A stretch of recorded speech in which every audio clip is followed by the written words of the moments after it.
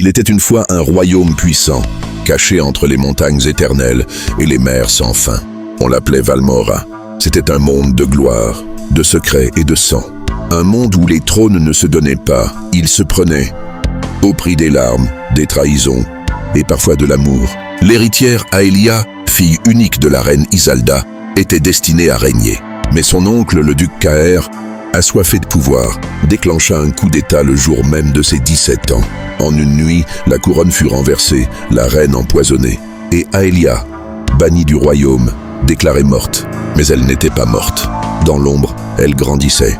Elle forgeait son âme parmi les mercenaires, apprenait l'art du combat, la stratégie, la patience. Elle se jurait chaque nuit que Valmora connaîtrait un nouveau lever de soleil sous sa bannière. Pendant ce temps, un autre homme s'élevait loin du royaume, Dorian, un ancien prince déchu d'un royaume voisin, trahi par son propre frère. Errant sans patrie, sans but, il croisa la route d'Aelia.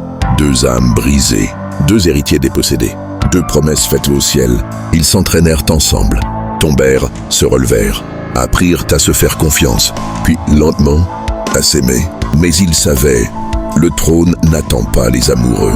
Il exige des sacrifices. Des années plus tard, alors que Valmora croulait sous la tyrannie du duc Caer, une armée mystérieuse surgit des collines, menée par une femme aux cheveux de feu et un homme au regard de glace. Les paysans se soulevèrent, les soldats rallièrent leur cause, et dans un grondement de vengeance et de justice, le royaume trembla.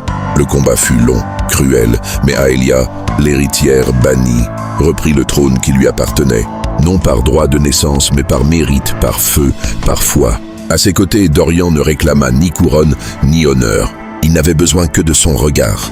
Ils avaient gagné ensemble, car parfois, les plus grandes histoires ne naissent pas dans les palais, mais dans la douleur, dans les serments murmurés dans le noir, et dans l'amour qu'aucune guerre ne peut détruire.